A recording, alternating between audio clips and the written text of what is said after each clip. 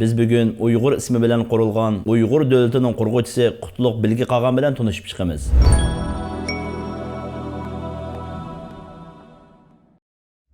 Qutlug' Bilgi Qag'on milodiya 684-yilda tug'ildi. Uning dadasi Qutlug' Qag'on 2-chi Sharqiy Ko'ktürk Qag'oni edi. Milodiya 691-yili Qutlug' Bilge 8 yoshida, inisi Kultekin 7 yosh vaqtida dadasi Qutlug' Qag'on vafot topdi. Shuning bilan bu aka-ukalar 2-chi Sharqiy Ko'ktürk Qag'oni tag'isi Qapag'on Qag'onning qo'lida cho'ng bo'ladi. Qapag'on Qag'on o'lishdan burun turklarning urf-odatlariga zid holda o'zining o'g'lini taxt varisi deb e'lon qilib, asli taxt varisi bo'lgan Qutlug' Bilgi Qag'onning podshohligini bekor qiladi. Shuningdan keyin qabilalar ichida o'zaro urush boshlanadi. Milodiya 716-yili Qapag'on Qag'on 9 o'g'iz qabilalarining Bayruqo tarafidan o'ldirilgandan keyin uning o'g'li Enal taxtiga o'ldirildi. Qutlug' Bilge 742-yildan boshlab Qarluqlar va Basmillar bilan birlashib Qapag'on Qag'onning o'g'liga keskin urushlarni olib boradi. Qarluqlar turk qabilalarining ichida sonining ko'pligi va jangovarligi va tarixining uzunligi bilan mashhur edi. Qutlug' Bilge 742-yilning oxirlarida Qarluqlar va Basmillar bilan birlashib 2-chi Sharqiy Ko'ktürk Qag'oni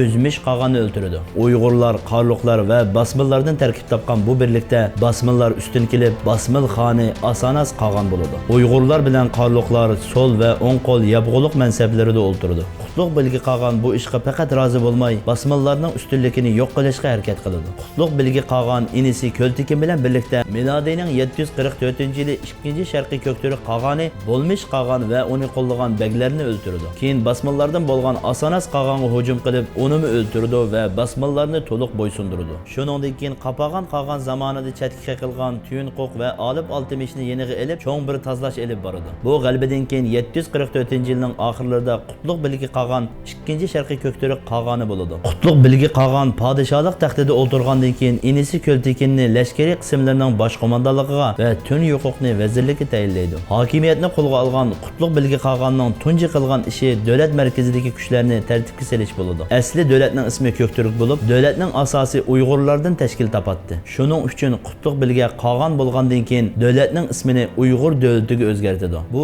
davlat tavallikidagi turklar 2 cho'ng tarmoqdan iborat 19 qabilaga bo'linadi. Ular 10 Uyg'ur, 9 o'g'izlardan iborat edi. Uyg'ur davlati Qutlug' Bilgi Qag'on tomonidan 744-yili qurilib, Ordubaliq yoki Qarabalg'asun poytaxti bo'ladi. Uyg'ur davlatining poytaxti Urxun daryosiga joylashgan edi. Shuning uchun bo'lsa kerak, Uyg'ur davlati tarixda Uyg'ur Urxun davlati yoki Uyg'ur Urxun Qag'onligi deb ataladi. Uyg'ur Urxun davlati Qutlug' Bilgi Qag'onning zamonida kuchayishga boshlaydi. Qag'onlik zaminining ko'lami 3 million kvadrat kilometrdan ortiq edi. Qag'onlikning harbiy kuchi 50 ming otliq qo'shindan 221 ming otliq qo'shinga ko'paydi. Otliq qo'shin 17 diviziya bo'lib, har bir diviziyasi 13 ming jangchidan tarkib topadi. Qutlug' Bilgi Qag'onning eng zo'r muvaffaqiyati ayni chaqda parchalanish girdobiga berib qolgan Qag'onlikni saqlab qolish edi. U Uyg'ur davlatini idora qilish, qonun tuzum, lashkariy kuch, iqtisod va madaniyat jihatda alohida taraqqiy qildirdi. Xitoy xalqi bu davrdagi Uyg'ur yigitlarining boturligiga va shundaqla Uyg'ur xotin qizlarining qadimki chaqdan tartibla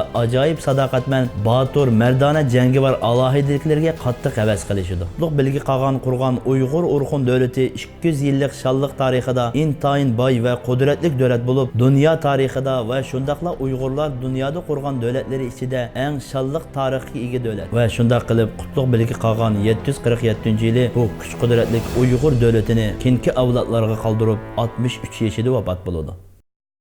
Qag'on zamonida shuningdek keyin Qapag'on Qag'on zamonida chetga qilgan Tuyunquq va Olib Oltimishni Tazlash. I'm so sorry. Otliq qo'shin milodining 744-yili Allah, you understand?